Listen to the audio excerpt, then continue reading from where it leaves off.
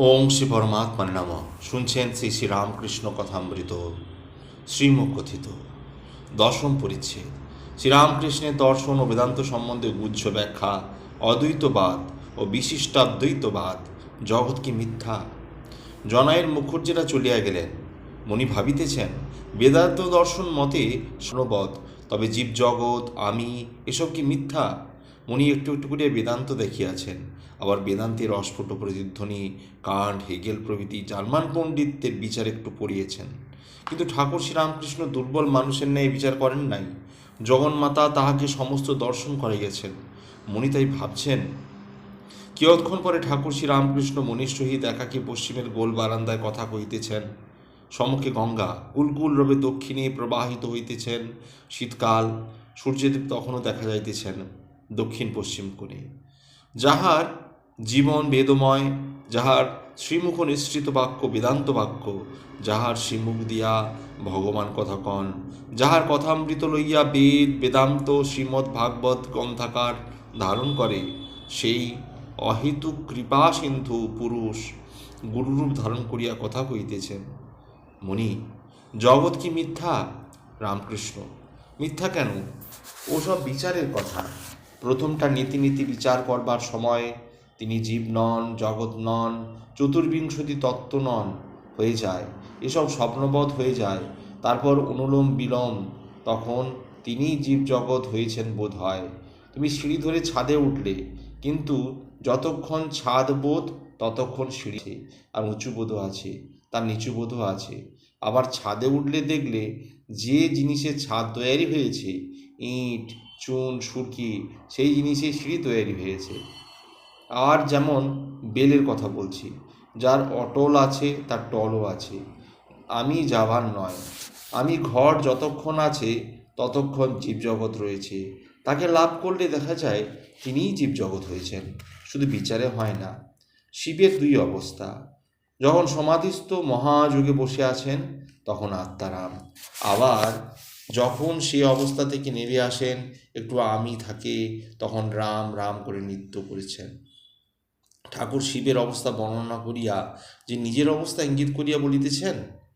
সন্ধ্যা হইল, ঠাকুর জগন্মাতার নাম ও চিন্তা করিতেছেন। ভক্তেরাও নির্জনে গিয়া যে যার ধ্যানাদি করিতে লাগিলেন। এদিকে ঠাকুর বাড়িতে মা কালীর মন্দিরে, শ্রী শ্রী রাধাকান্তের মন্দিরে, দ্বাদশ শিব মন্দিরে আরতি হইতে লাগিল। আজ কৃষ্ণপক্ষের দ্বিতীয়া তিথি। সন্ধ্যার কিয়ৎক্ষণ পরে চন্দ্রোদয় হইল। সে আলো মন্দির শীর্ষ চতুর্দিকের তরুলতা মন্দিরের পশ্চিমে ভাগীরথী বক্ষে পড়িয়া অপূর্ব শোভা ধারণ করিতেছে। এই সময় সেই পূর্ব পরিচিত ঘরে শ্রী ঠাকুর রামকৃষ্ণ বসিয়া আছেন। মণি মেঝেতে বসিয়া আছেন। মণি বৈকালে বেদান্ত সম্বন্ধে যে কথা অবতারণা করিয়াছেন, ঠাকুর আবার সেই কথা কহিতেছেন। সব চিন্ময় দর্শন, মথুরকে খাজাঞ্চির পত্র লেখা। শ্রীরামকৃষ্ণ মনির প্রতি, জগৎ মিথ্যা কেন হবে? ওসব বিচারের কথা। তাকে দর্শন হলে তখন বোঝা যায় তিনি জীবজগৎ হয়েছেন। আমার মা কালীঘরে দেখিয়া দিলেন যে মাই সব হয়েছেন। দেখিয়ে দিলেন সব চিন্ময়, প্রতিমা চিন্ময়, দেবী চিন্ময়, কোষাকুষি চিন্ময়, চৌকাঠ চিন্ময়, মার্বেলের পাথর সব চিন্ময়। ঘরের ভিতর দেখি সব যেন বসে রয়েছে সচ্চিদানন্দ বসে। কালীঘরের সম্মুখে একজন দুষ্টু লোক দেখলাম, কিন্তু তারও ভিতরে তার শক্তি জলজল করছে দেখলাম। তাই তো বিড়ালকে ভোগের লুচি খাইয়েছিলাম। দেখলাম মাই সব হয়েছে, বিড়াল পর্যন্ত। তখন খাজাঞ্চি সেজবাবুকে চিঠি লিখলে যে ভট্টাচার্য মহাশয় ভোগের লুচি বিড়ালকে খাওয়াচ্ছেন, সেজবাবু আমার কথা, আমার অবস্থা বুঝত। পত্রের উত্তরে লিখলে, উনি যা করেন তাতে কোনো কথা বলো না, তাকে লাভ করলে ওইগুলি ঠিক দেখা যায়। তিনি জীব জগৎ চতুর্বিংশতি তত্ত্ব হয়েছেন। তবে তিনি আমি একেবারে পুছে দেন। তিনি কি হয় মুখে বলা যায় না। রামপ্রসাদ যখন বলেছেন, যখন তুমি ভালো কি আমি ভালো সে তুমিই বুঝবে, সে অবস্থাও আমার একবার হয়। বিচার করে এক এক রকম দেখা যায়। আর তিনি যখন দেখিয়ে দেন তখন আর একরকম দেখা যায়।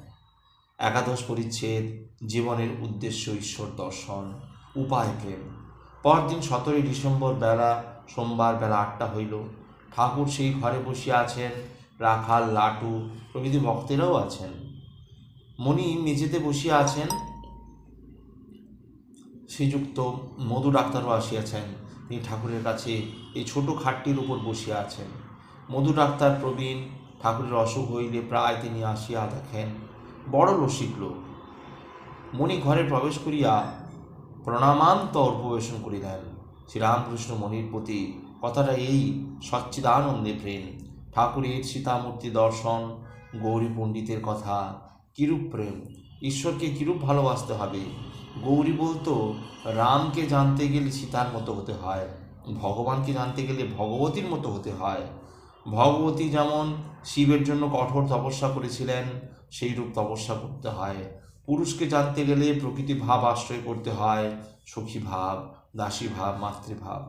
আমি সীতামূর্তি দর্শন করেছিলাম, দেখলাম সেই মনটা রামেরই রয়েছে। জনি, হাত পা, বসনভূষণ কিছুতেই দৃষ্টি নাই। যেন জীবনটা রামময়। রাম না থাকলে, রামকে না পেলে প্রাণে বাঁচবে না। আজ্ঞে হ্যাঁ, মণি যেন পাগলনি, রামকৃষ্ণ উন্মাদিনী। ঈশ্বরকে লাভ করতে গেলে পাগল হতে হয়।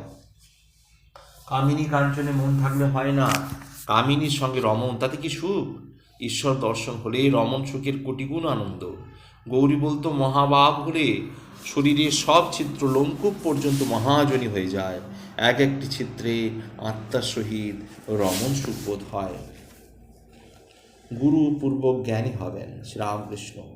ব্যাকুল হয়ে তাকে ডাকতে হয়, গুরুর মুখে শুনে নিতে হয় কি করলে তাকে পাওয়া যায়।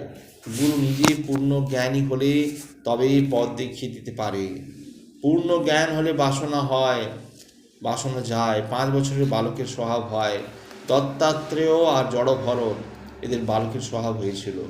মণি আজ্ঞে, এদের খবর আছে।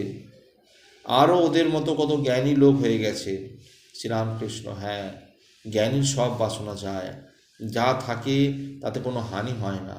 পরশমণিকে ছুলে তরবার সোনা হয়ে যায়, তখন আর সে তরবারে হিংসার কাজ হয় না।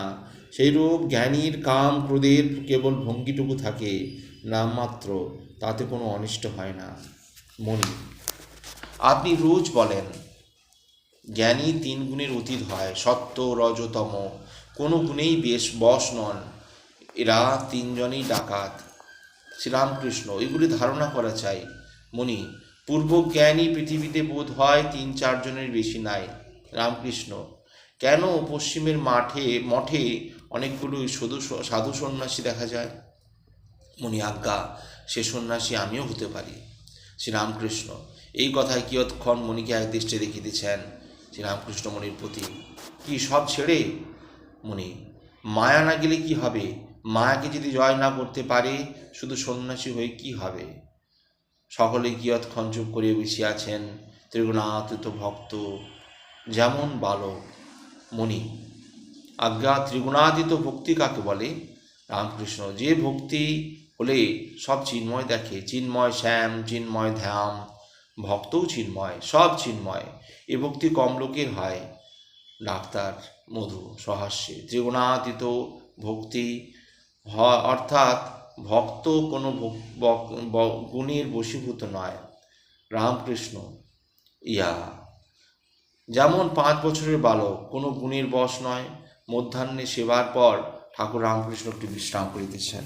শ্রীযুক্ত মণিলাল মল্লিক আসিয়া প্রণাম করিলেন ও মেঝেতে আসন গ্রহণ করিলেন। মণিও মেঝেতে বসিয়া আছেন।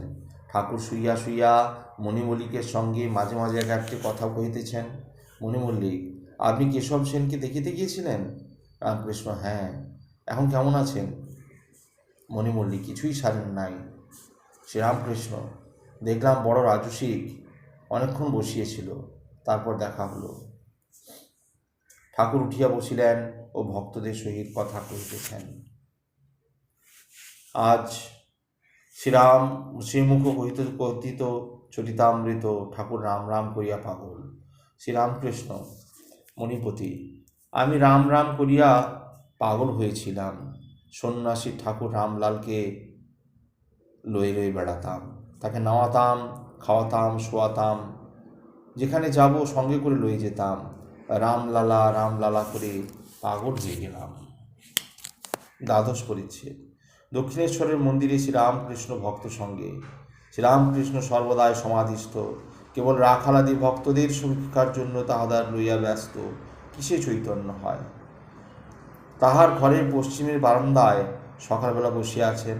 মঙ্গলবার, অগ্রহায়ণ চতুর্থী, 18 ডিসেম্বর 1883 খ্রিস্টাব্দ। দেবেন্দ্রনাথ ঠাকুরের ভক্তি ও বৈরাগ্যের কথায় তিনি তাহার প্রশংসা করিতেছেন। রাখালাদি ছোকরা ভক্তদের দেখিয়া বলিতেছেন, তিনি ভালো লোক, কিন্তু যারা সংসারে না ঢুকিয়া ছেলেবেলা থেকে সুখদেবাদির মতো অহর্নিশ ঈশ্বরের চিন্তা করে কৌমার বৈরাগ্যবান, তারা ধন্য। সংসারী লোকেদের একটা না একটা কামনা বাসনা থাকে, এদিকে ভক্তিও বেশ দেখা যায়। সেজবাবু কি একটা মোকদ্দমায় পড়েছিল মা কালীর কাছে। আমার বলছে, বাবা এই অর্ঘ্যটি মাকে দাও তো। আমি উদার মনে নিলাম, কিন্তু কেমন বিশ্বাস যে আমি দিলেই হবে। রতির মার দিকে এদিকে কত ভক্তি, প্রায় এসে কত সেবা।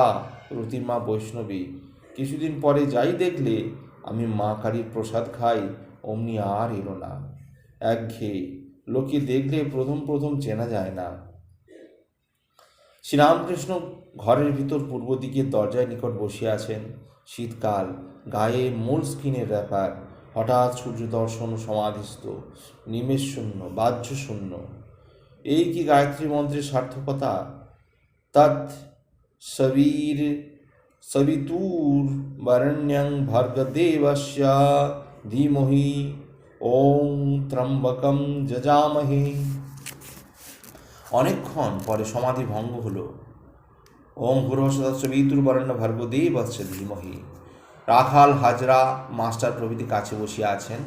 শ্রীরামকৃষ্ণ হাজরার প্রতি সমাধি ভাব ও প্রেমের বটে। এর ওদেশে মানে শ্যামবাজারে নটবর গোস্বামীর বাড়িতে কীর্তন হচ্ছিল। শ্রীকৃষ্ণ ও গোপীগণ দর্শন করে সমাধিস্থ হলাম। বোধ হলো আমার লিঙ্গ শরীর মানে সূক্ষ্ম শরীর শ্রীকৃষ্ণের পায়ে পায়ে বেড়াচ্ছে। জোড়াশোকা হরিসভায় ওইরূপ কীর্তনের সময় সমাধি হয়ে বাহ্যশূন্য। সেদিন দেহত্যাগের সম্ভাবনা ছিল। শ্রীরামকৃষ্ণ স্নান করিতে গেলেন। স্নানান্তর ওই গোপী প্রেমেরই কথা বলিতেছেন। মণি প্রভৃতির প্রতি গোপীদের ওই টানটুকু নিতে হয়। এইসব গাইতে হইবে। সখী সেবন কত দূর, যেখানে আমার শ্যাম সুন্দর, আর চলিতে যে নারী, ঘরেই যাব যে না গো, যে ঘরে না কৃষ্ণ নামটি করা যায়। সঙ্গিনিয়া। ত্রয়োদশ পরিচ্ছদ। আজ দ্বাদশ পরিচ্ছেদ সমাপ্ত করলাম। আগামী পর্বে ত্রয়োদশ পরিচ্ছদ। ভালো লাগলে অবশ্যই চ্যানেলটি সাবস্ক্রাইব করবেন ও পাশে থাকা বেল আইকন অবশ্যই ক্লিক করবেন। ওম পরমাত্মনে নমঃ।